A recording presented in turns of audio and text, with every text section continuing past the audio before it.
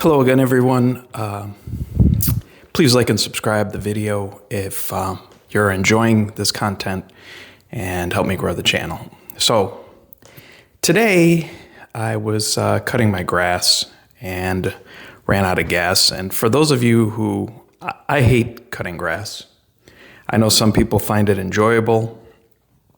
What I find is it's in particularly the people who find it enjoyable excuse me, have a zero turn or a lawn tractor. Not me. I have a push mower, a 21-inch deck push mower. It is not self-propelled. It weighs a ton. It's from the old days when the shroud and everything was pretty much metal. And I take care of it. I change the oil regularly. I put good ethanol-free gas in the tank. I've changed the plugs. I change the air filter regularly. But I have a pretty big yard. It's almost an acre. And while I don't mow the entirety of it, it is still pretty large, the area around the house that I cut. And I have to do it actually over a couple of different days because of the topography and just how stuff lays out. And these days, because of some health issues I've had, I kind of tire easy. There was a time where I could do it all in, all at one time, but those days, unfortunately, are behind me. So I do it over a couple of days, usually front and back or back and front, depending on what the worst situation is, which is longer. But I don't understand. As I'm riding back from getting gas, because of course I ran out of gas and I thought the gas can had more gas than what was actually in there. As I'm riding back from the gas station through my neighborhood, I notice people out there, many of them have lawn services or landscapers. They fertilize, they do the aeration, they do the spraying or the pellets for the pre-emergent and the emergent weeds. They do all of that stuff, and their lawns look like a golf course. They look like the greens at Pebble Beach.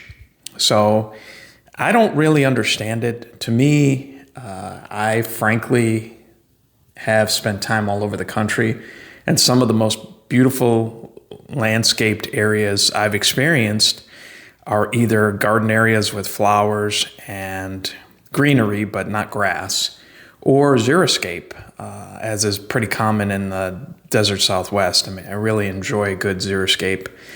And usually they rely on some type of trickle irrigation to keep the plants alive. To me, those are some of the most beautiful. And usually there's a combination of hardscape and landscaping. But to me, those are some of the most beautiful gardens and garden areas. Now, I don't have many means. I think, as I described in previous videos, I pretty much have very little savings and currently unemployed. So I can't pay a lawn service.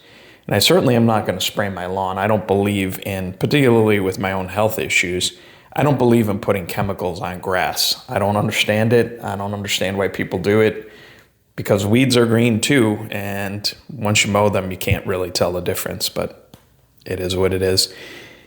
I don't understand people who obsess about their lawns. I really, truly don't. And the thing that always got me about people who spray chemicals on their lawns is sometimes within a few hours of the person spraying or putting emergent down or pre-emergent, they have their kids, their pets walking on the lawn, picking up all those chemicals, of course bringing them into the house, but also getting them on their skin, getting them on their fur. And folks, I don't care what people say. All those warnings that come on these products, they're there for a reason.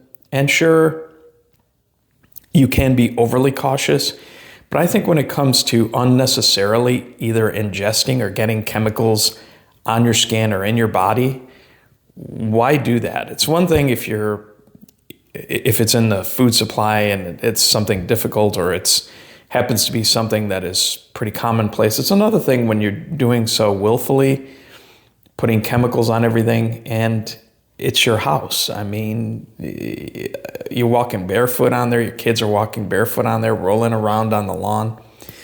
But this is America, and if that's what you want to do, that's fine. But I would be just as happy if I never mowed another blade of grass ever again in my entire life. And maybe someday in the not too distant future, that'll be a possibility for me.